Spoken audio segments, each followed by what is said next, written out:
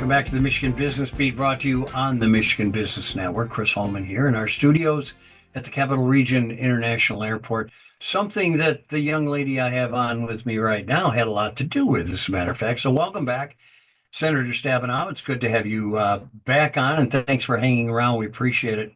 You did do a lot. There's a lot of things you did during your tours that I can attest to that were not, I guess, overt, that were not really out there for the public to see. And everything from helping small businesses to certainly helping the very airport that we are standing in. I thank you for that. My pleasure. My pleasure.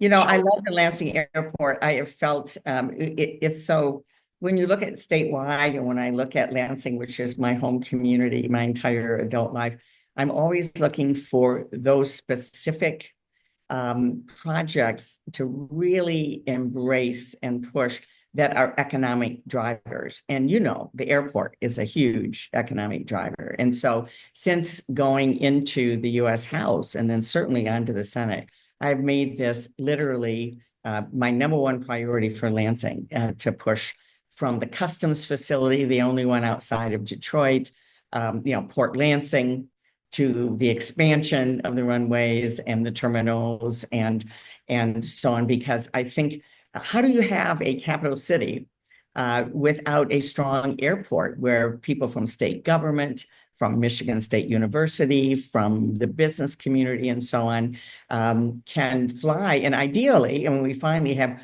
one direct flight a day from DC to Lansing, but so many people go into DC to do business and then come home. And so, really focusing on that has been a priority for me. And then I will just say more broadly that since being in the State House, I chaired the Small Business Committee in the State House, chaired the Economic Development Committee at another point. I've always felt the most important thing is to get things done. And I've learned if you're willing to share or even give up credit, you can get more done. And now remember, we did SBT reform, small business tax reform, back in the 80s. I had a bill that passed the House. This was under Governor Blanchard. There was a bill in the Senate. We get down to final negotiations, and the Senate chairman, the Senate sponsor, said, okay, you can have the substance if we put my name on the bill. And so we did that. We got the substance and he got the name on the bill. So I found out later, the only problem with that is then people don't know what you did. But I would always tend to say, let's get it done and not worry about the rest of it. Well, and this is one of the things that I've always loved about you, among other things, is your kind of core focus on goals as opposed to grabbing the mic.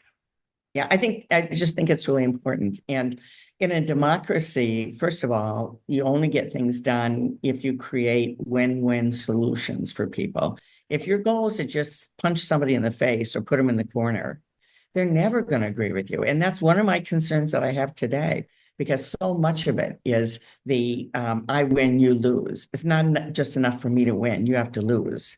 And it doesn't get things done. That's for sure. I mean, it may make great social media, because everything now is, about fighting and division and so on, but it doesn't create consensus to get things done. And that's what we should be doing. Well, you're absolutely right. It's like two teams lined up and only one can win, which is not a great way to govern the country. Not at all. State. So agriculture and the Great Lakes have always been really a passion for you, have they not? Oh, absolutely. Yeah. Absolutely. Well, agriculture, Great Lakes, I mean, I grew up in a small town in Clare. But as I said, we also don't have an economy unless we make something.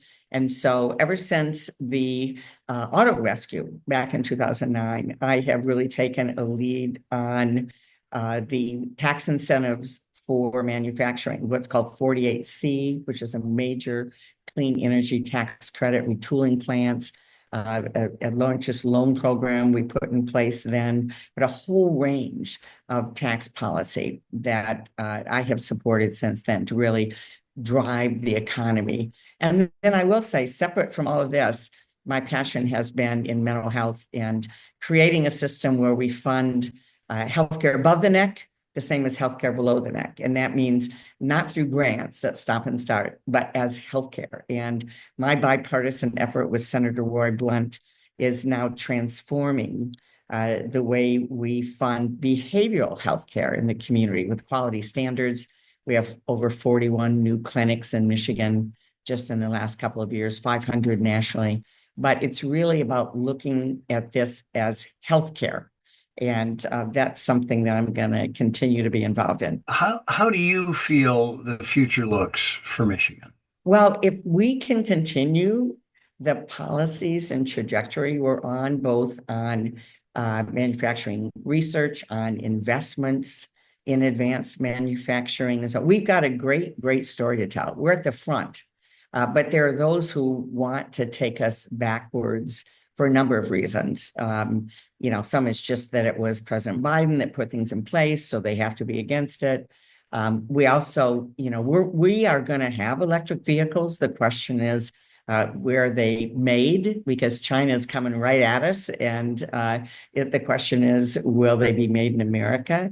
And we have two interests there that are fighting us. One, God bless the oil and gas industry that wants to slow this down as much as possible. So you keep stopping at the gas station, which I haven't done for 3 years. I have a Chevy Bolt. I love it. Made in Lake Orion, Michigan. I haven't been to a gas station in 3 years. So, but that's the push. They want to do everything they can. Drill, baby, drill. Don't look at the future. And then interestingly, if you think about it, one of the key people in the new administration is Elon Musk. He started Tesla with a government loan from my program, a government loan, went on. He now owns the major market and he wants to stop everybody else. So he doesn't want GM and Chrysler and Ford to be successful because he's already in the lead. So just think about that when they're talking down EVs. He's got his own agenda for doing that. So the future in Michigan, whether it's agriculture, whether it's clean energy manufacturing, large and small, we are, the number one supplier for General Dynamics in the country.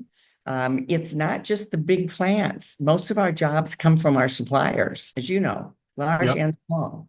And so we just need to keep moving towards the future and not let folks pull us back. Senator, I want to thank you on behalf of literally millions of people for your service, from county commissioner to U.S. senator, and all these years, the way you've represented us.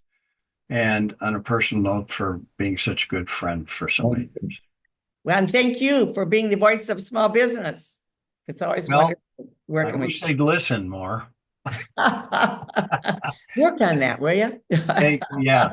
Thank you again. We appreciate it. You have a Merry Christmas. Thanks, you too. All right. Yeah. With Senator Debbie Stabenow. You've been watching the Michigan Business Beat on the Michigan Business Network. I'm Chris Holman. We'll be back with more.